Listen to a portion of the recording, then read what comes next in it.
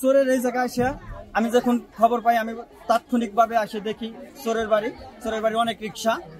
আমি তখন খুঁজতে চালিয়ে থাকি, আমার রিক্সার ফ্রেমটা পাই, মানে চ্যাসিসটা পাইছি, আর ব্রেকটা আর মোটরটা পাইছি ঘরের ভিতরে।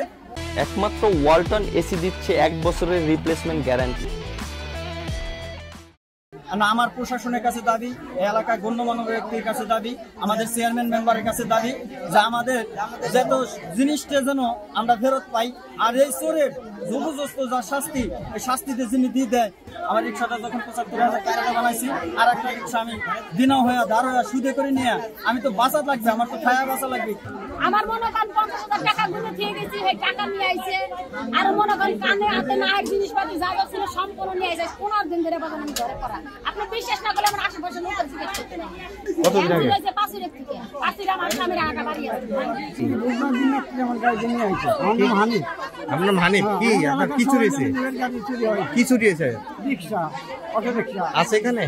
আমার চাষিটা পাইছেন? হ্যাঁ। আমার ডান্ডা নতুন পাল্টাছি। তারপরে যেদিন কারাইল সেদিনকে ১,০০০ টাকার স্বামী মোটরের জিনিসপত্র লাগাইছি। তারপরে আমার ব্যান্ডটা নিয়ে আইছি। আমার স্বামী অসুস্থ, স্বামী তাও ব্যান্ডটা চালানোর সংসার চলা খায়। আমার ব্যান্ডে আমার স্বামী এই বদলাইছে, এই নতুন বডি এই বডি জামা বাড়ি আছে। বডি লাগাইছে এক মাস আগে।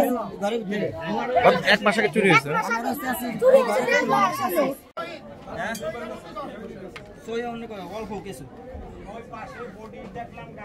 ধরেন না লাইট দাও।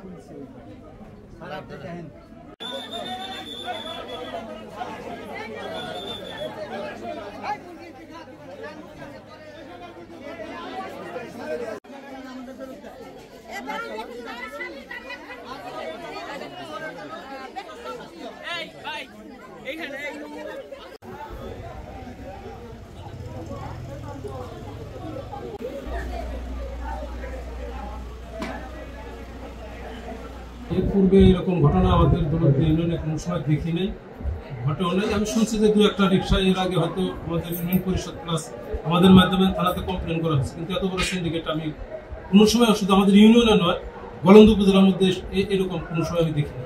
তাৎক্ষণিক আমাদের ওয়ার্ডের মেম্বার প্লাস আমি সহ এলাকার গণ্যমান্য ব্যক্তিদের ওখানে গেলাম। যাওয়ার পর যে চোরটাকে এখানে পুলিশের সার্বিক সহযোগিতা এখানে প্রথমে আনা হয়। আনার পরে কিছুক্ষণ আগে আমরা হস্তান্তর করলাম থানা। আর যে মালামালগুলো আছে প্রশাসনের সাথে আলোচনা করে প্রশাসন যেভাবে সাজেশন দেয় আমরা মোটামুটি সার্বিকভাবে কাজ করি। জিজ্ঞাসাবাদে জানা যায় তার জামাই প্লাস আবুল হোসেনের জামাই আছে ঘটনার সাথে আরো কিছু লোক জড়িত থাকার বলে সেটা জানান। এবং এই বিষয়ে যারা ক্ষতিগ্রস্ত অর্থাৎ যাদের মোটর চুরি হয়েছে তারা আমাদের থানায় উদ্যোগ দিয়ে আমরা আইনগত ব্যবস্থা গ্রহণ করব। চোর আমাদের হেফাজত আছে।